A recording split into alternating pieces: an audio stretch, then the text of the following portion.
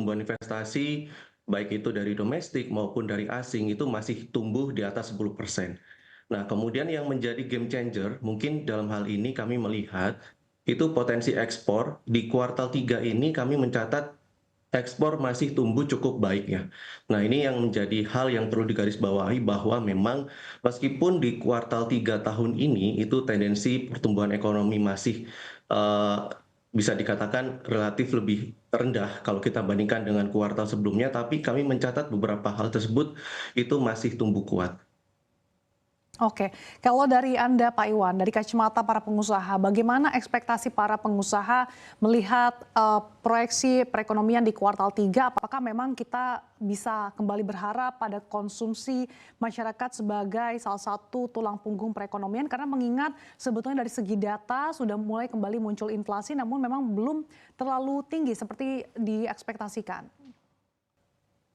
Ya, saya kira untuk angka 5% ya itu masih mungkin untuk dicapai ya. Walaupun memang kita akui pada kuartal 3 itu ada berbagai persoalan, terutama misalnya terakhir ada deflasi yang berlangsung selama apa namanya 5 bulan berturut-turut gitu ya, dan juga ada gangguan-gangguan di sektor manufacturing yang mengalami perlambatan, misalnya di tekstil, pakaian jadi, alas kaki itu mengalami perlambatan. Tapi seiring dengan itu sebenarnya pada kuartal ketiga kemarin juga ada apa belanja-belanja pemerintah yang cukup lumayan ya, cukup cukup signifikan ya.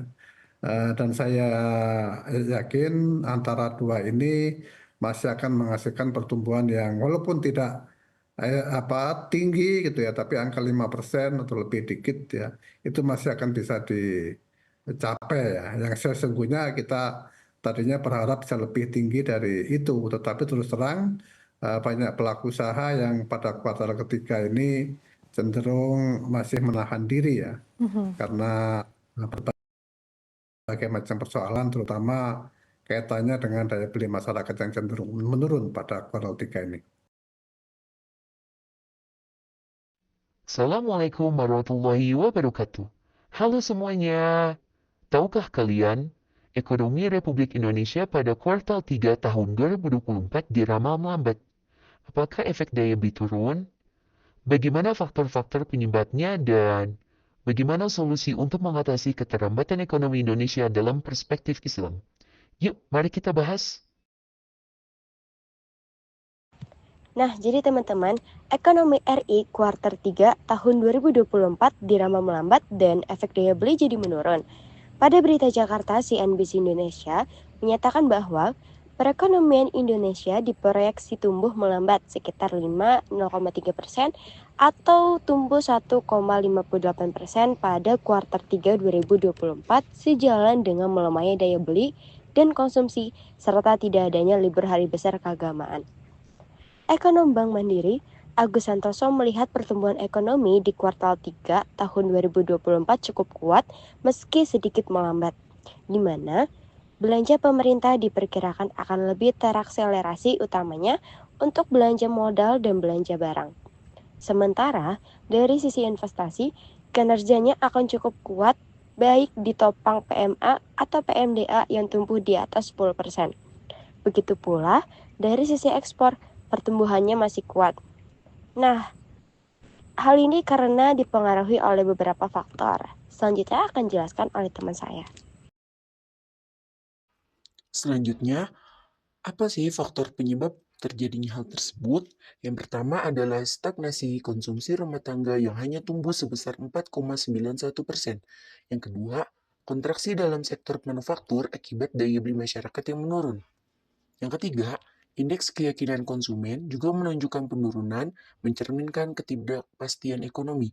Dan yang terakhir, jika tren ini berlanjut, target pertumbuhan ekonomi di bawah 5%, maka pada akhir tahun mungkin sulit dicapai.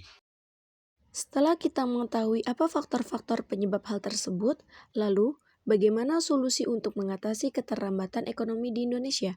Yang pertama, bisa melalui pengembangan tenaga kerja. berinvestasi dalam program pengembangan tenaga kerja yang memberikan kesempatan pelatihan dan pendidikan bagi masyarakat. Dengan demikian, dunia usaha dan industri baru di daerah tersebut dapat didukung oleh tenaga kerja terampil. Selain itu, dalam perspektif Islam, zakat, infak, sedekah, dan wakaf dapat menjadi solusi untuk mengatasi permasalahan perlambatan ekonomi di Indonesia. Demikian pemaparan dari kami mengenai permasalahan ekonomi yang di era melambat. Meskipun kita dihadapkan dari berbagai permasalahan, namun dengan kerjasama yang solid antara pemerintah, dunia usaha, dan masyarakat, kita dapat mengatasi permasalahan ini. Harapan kami ke depannya agar ekonomi Indonesia mampu tumbuh lebih inklusif, berkelanjutan, dan tangguh menghadapi berbagai tantangan global. Mari kita wujudkan ekonomi Indonesia yang lebih stabil dengan menerapkan nilai-nilai Islam di dalamnya. Terima kasih. Assalamualaikum warahmatullahi wabarakatuh.